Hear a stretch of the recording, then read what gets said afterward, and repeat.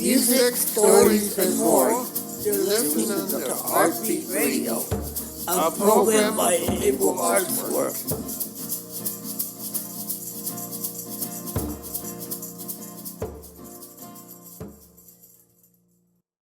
Welcome back to our new season of Artbeat Radio. To celebrate this new season, we have a brand new interview. We conducted this interview on location at the Aquarium of the Pacific with Long Beach. Thank you for listening to what I had to say. Welcome to Artbeat Radio. My name is Brian Corder. Please introduce yourself. Thank you so much, Brian. It's great to be here. My name is Cassandra Davis, and I am here at the Aquarium of the Pacific with you. What can you tell us about the background behind it? This is our Tropical Pacific preview at the aquarium. It's one of the first exhibits that you see when you come into the aquarium. And right now we have all live coral. However, a while ago, we did not have live coral. Live coral takes a very long time to grow. It can grow at its fastest about 1 inch per year. That's not very big at all. So it takes a long time to build up a reef like this. And yeah, and what's neat about the aquarium is we have been able to help propagate this coral. That's what they call it when they're growing coral.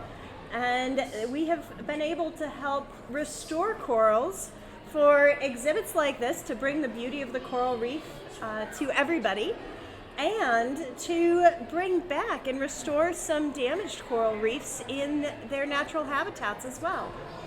How long does it take to build this whole aquarium? Oh, this part right here, I remember we had a diver, Brianna, in our husbandry department, our aquarist department, taking care of this exhibit. And I remember her putting together this back wall. The back wall is first made out of a structure of basically lava rock. And you can see some of that structure behind us, and then we've got the corals inside of the lava rock growing off of that rocky surface. And this growth, I saw her putting that in 2019. And many of the corals were very small at that time. They had been moved from other exhibits in the aquarium, and they've continued to grow. In fact, you can see some of the new growth on some of these corals. It's that kind of brighter, lighter color as each little coral polyp, each little piece and little creature inside the corals kind of builds its own home. They basically have this giant apartment structure in the underwater city that is the coral reef. Fascinating. We have a lot of fun with these. They're very full of movement, full of color, just a lot of fun to get absorbed by and observe. One of my favorite fish is a local-ish fish to the cold Pacific waters. It's called the spiny lump sucker. So you wouldn't see it in a coral reef, but it is on the rocky shores of the Pacific. It's very important. It's about the size of a golf ball. It's very small, very round, and it has these little fins. Its bottom fins have been evolved to be modified. It's got these pectoral fins that kind of act like a suction cup, and it'll flutter down and suction to a rock and just stick there. And it feeds off of little tiny things that can become parasites in other fish. So it's really important for keeping a clean ecosystem. And it's super cute. I think the super cute part is the really important part about that fish. There are a lot of different fish. Each one fills a different role for the coral reef. But you'll see a lot of them have little kind of pointy mouth areas, and they're cleaning. They're cleaning off algae from the reef so that the corals can thrive. So they've developed these long mouth structures so that they can pick between the different pieces. Do they have any catfish? Oh, we don't have any catfish right here, but we do have cat sharks. So cat sharks are pretty neat. They kind of lay around in the sun and sleep a lot of the time. I think they're a lot like cats. Do they have much fungus? All of the do they have much fungus? Not quite fungus. They have something called algae, which sort of is. Oh yeah, the algae. They do. The algae is always growing on the aquariums, and it's always growing in the ocean. It's an important food source for a lot of different animals. But if you've ever had an aquarium of your own, or maybe observed a pond or a stream, you might know that sometimes algae gets out of hand, and there's too much algae. So here we have some cleaner fish that help reduce the algae in the coral reefs. And to pick up where the cleaner fish leave off, we have cleaner divers. So we have some volunteer divers who will come in from time to time and help make sure that all of the exhibits are very clean, especially the glass on the exhibits so that we can see them. How often did they come in? Oh, how often? Depends upon the exhibit. In some of our exhibits, they are in there every day. In others, they don't need to be in as much, and they'll be in maybe once a week. Depends upon the exhibit itself. This one has a lot of filter feeding, so they don't necessarily need to be in as much. But it is good to be in to check on all the animals. They not only help to clean off any excess algae, but they double check on all of the animals, whether it's the corals, making sure the corals are growing nicely, or the fish. Sometimes you can tell if a fish isn't feeling well. It can't tell you with words, but it can tell you with its behavior. And so we are always going through and observing the animals in their individual habitats throughout the aquarium. How long have you worked at the aquarium? Oh, that's a great question. Well, I am currently the manager of volunteer services. I started as a volunteer at the aquarium in 2011, and I was a volunteer for a while, and I decided to change my major at school and study how people interact with spaces like the aquarium. And then I decided to apply for a job, so I started working here 8 years ago. Actually, What kind of schooling do you need to get into this line of work? schooling to get into working at an aquarium? Well, just about anything will help you to get into the aquarium if you have a curiosity and a love of learning. Myself, I have a degree in dramatic writing, which is screenwriting. Really? Didn't need that to work at the aquarium, but that's where I went for my bachelor's degree, and then I went on for my graduate degree in something called free choice learning, which is studying how people learn at places like museums, zoos, and aquariums, and cultural institutions, in order to see how we can help grow these kind of spaces for the future. We have some volunteers who have schooling and backgrounds from all different walks of life. And they might be teachers, they might be people who are flight attendants or retired, all kinds of different backgrounds, because everybody communicates in different ways. And that's one of the beautiful parts about our staff, volunteer and paid staff at the aquarium, is we have a huge diversity of backgrounds and a diversity of schooling. So I'd say more than schooling, a curiosity for learning. That could be a good qualification for working at a place like the aquarium. Since you've been here at the aquarium, is there much that you've learned? Oh, since I've been here at the aquarium, I have learned so many things. And the way that I learn is people ask questions. You can just be walking around at the aquarium and people will ask you questions, and most of the time my answer is, I don't know. And let's find out. Let's see what we can learn together. So That's a good honest answer. I try. It's important that people hear that because a lot of science is we don't know the answer. Let's find out. Let's investigate. Let's see what we can learn together. So I have learned so much from being here, and I've learned by getting questions from people who are just walking by, and they ask the most fascinating questions. And sometimes we've had people ask questions. I've experienced people asking me questions where scientists don't know yet. And that's the fun answer. You know, we looked it up and nobody knows the answer to that. Maybe you will be the one to discover it. Yeah, maybe. You get fulfillment from your job. I absolutely get fulfillment from my job. And I get fulfillment from my job because of the people I get to work with. It's really neat to work somewhere where there's beautiful things like that. But the most beautiful thing is being able to talk to our volunteers, talk to our guests, and learn from others. So it is an amazing opportunity to be at a place like the aquarium where I get to learn every day. Good. It's been not real nice interviewing you. It's been wonderful talking to you. I'm glad you came with so many amazing questions. Thank you. Gave me some things to think about, but mostly just put a smile on my face. These are really great questions.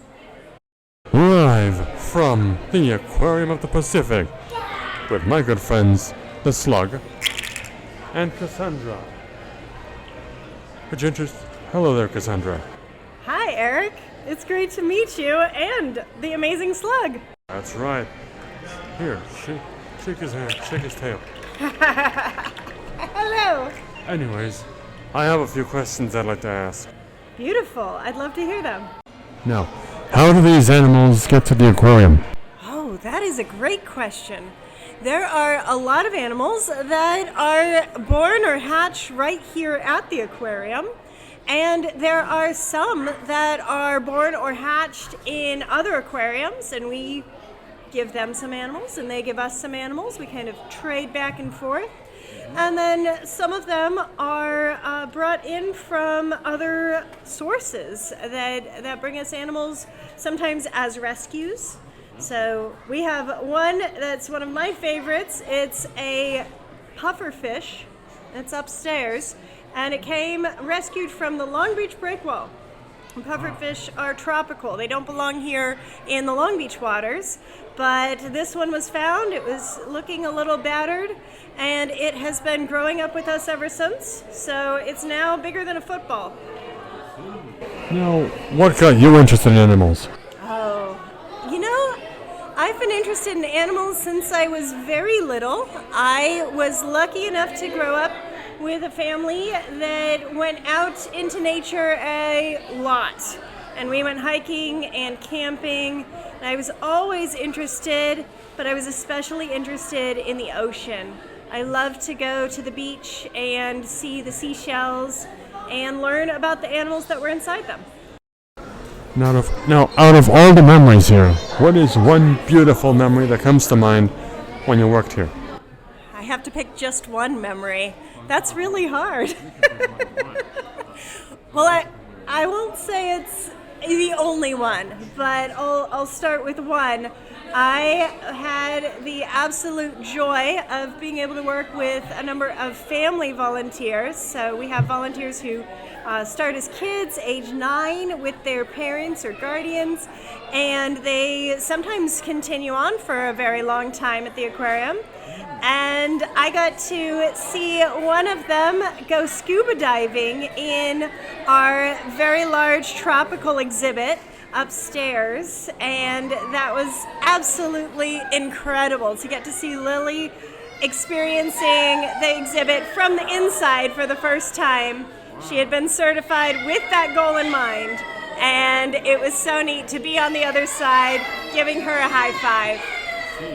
One thing I remember is that festival you guys have here. That festival you guys have here in the park. for people with disabilities to perform. Yeah, the Festival of Human Abilities. Exactly. Before I started working full-time, I got to volunteer for that a lot, and it was one of the most full of memories days. And that's why I say it's hard to pick just one.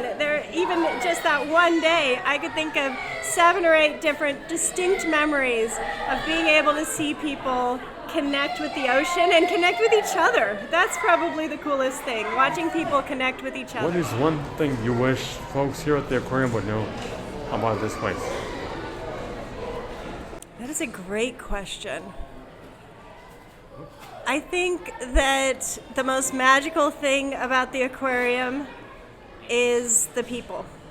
And during COVID, when everything had to shut down, and the aquarium was closed for really the first time in its history for more than a couple of days. It was closed for 3 months.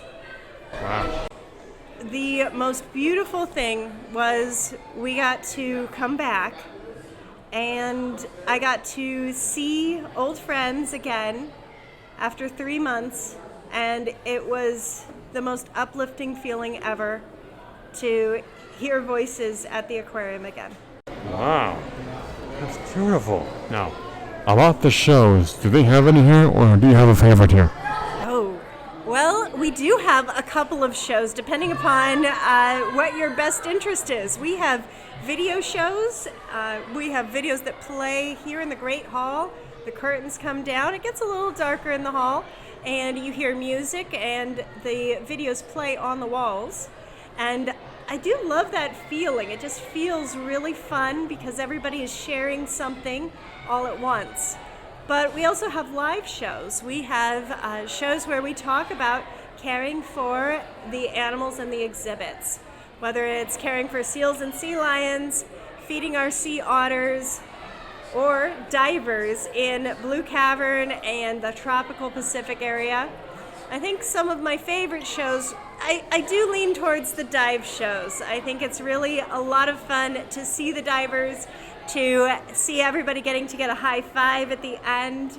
And as somebody who loves scuba diving myself, I think it's one of the great ways to have people have a taste of that world, no matter what their interest in diving is, because it's such a neat way to see the world. Well, Cassandra, thanks again for this interview. Thank you so much. So, you're Cassandra, aren't you? I am. But you can call me Jack, for short. Beautiful. It's great to meet you, Jack. Did you know there are 4,000 different kinds of tropical reef fish in the world? I actually didn't know that exact number. That's really amazing. You know, oftentimes scientists are discovering new things about the fish and which species are different and sometimes which species are the same. Life is full of mysteries. It's true. What's neat about fish is sometimes they look very different when they're small, when they're babies, and then they grow up to be a completely different color. Or sometimes they start off as males and turn female, or start off as female and turn male. It depends on the genetics here, Cassandra. It does. Too complicated for me to find out. Definitely. And sometimes even for scientists. Parrotfish are a classic example of a fish that sometimes even trained scientists have trouble figuring out which one is which. I can see that.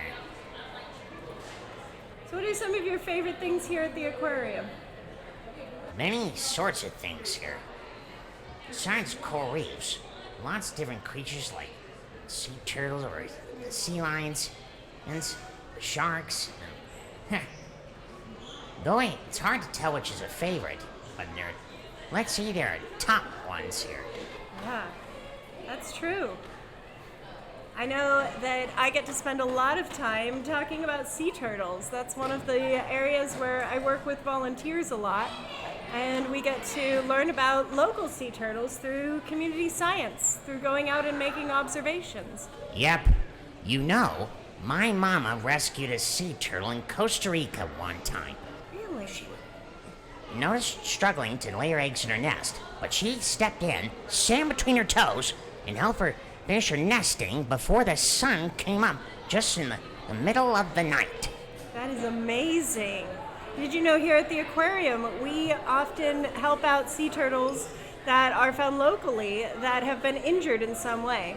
And in our animal hospital, the Molina Animal Care Center, we're able to rehabilitate them and get them ready to be released back into their natural habitat.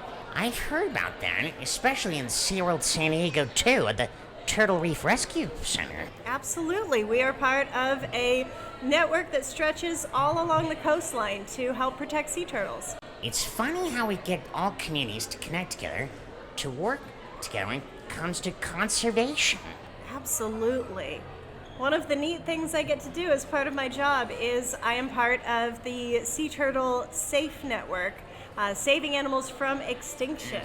Yes, see that. Protect all creatures, save all species. Of course, humans and animals are all Earthlings. As far as we know. That's absolutely true, yeah. It's great to be on this planet and to have such diversity and so many neat things to learn about and discover. Remember, we all share the same world and we can all help take care of it together. That's right. Have I ever told you that the ocean is the first habitat I got to know? Really? That's amazing. Yep, ever since I was at my grandma Gigi's house, and over the years I got to learn all about the animals and their habitats across the world. That's incredible. She sounds like an amazing person. Yeah.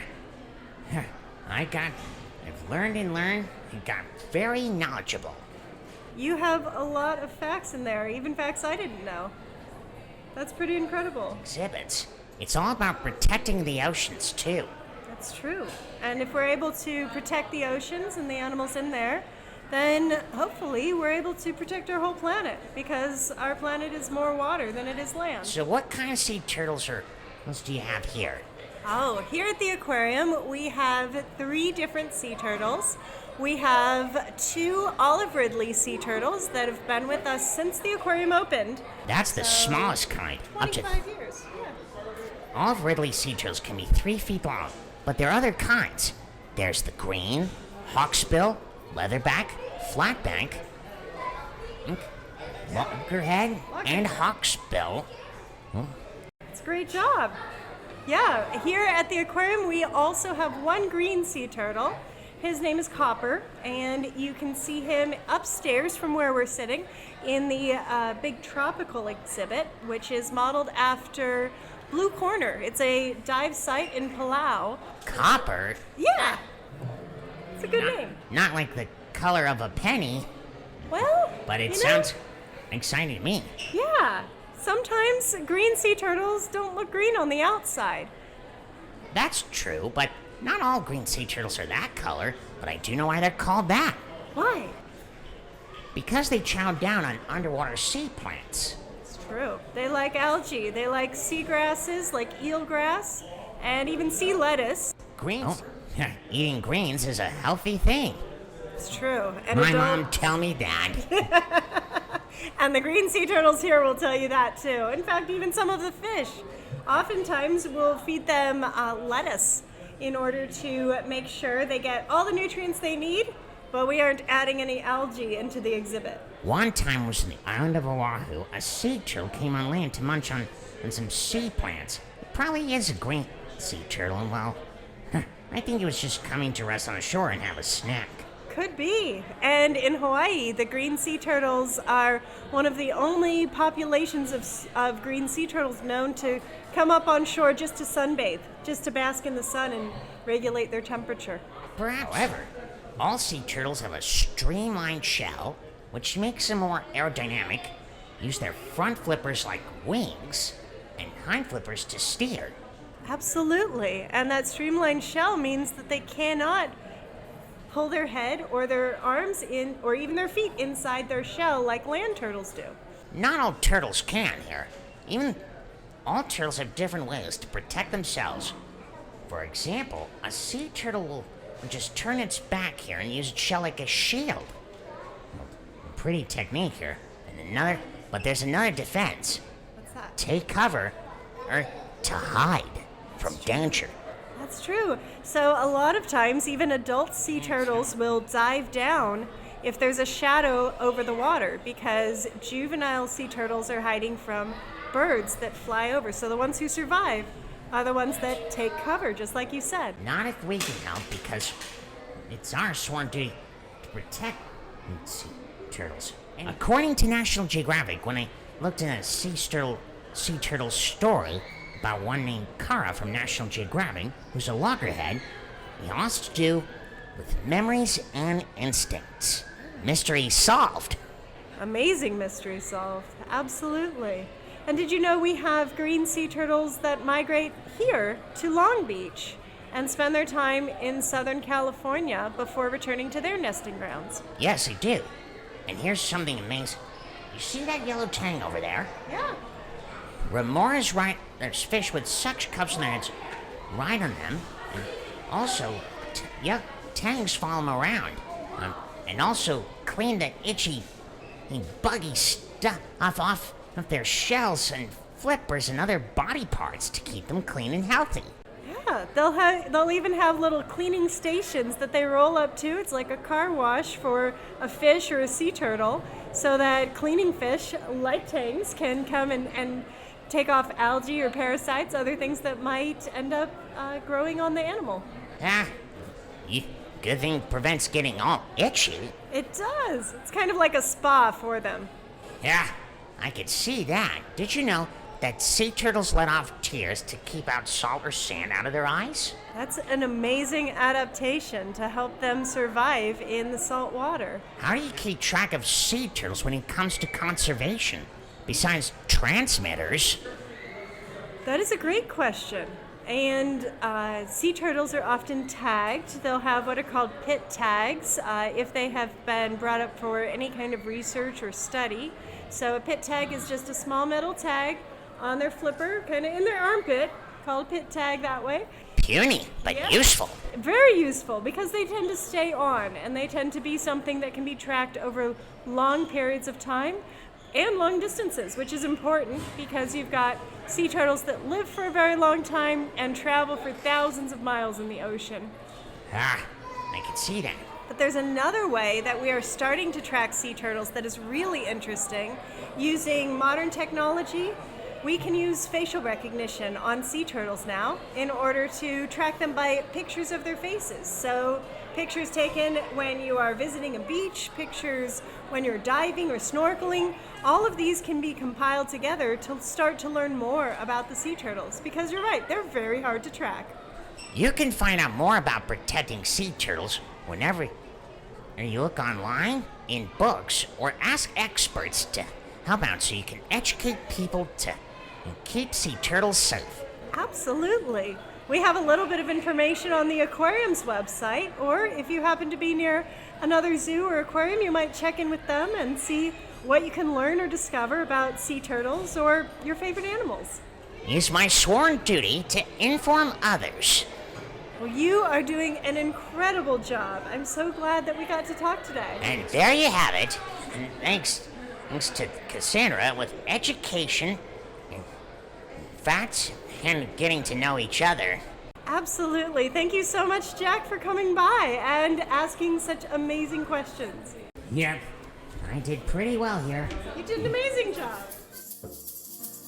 I hope you enjoyed this installment of Artbeat Radio. For more information, please go to our website, ableartwork.com.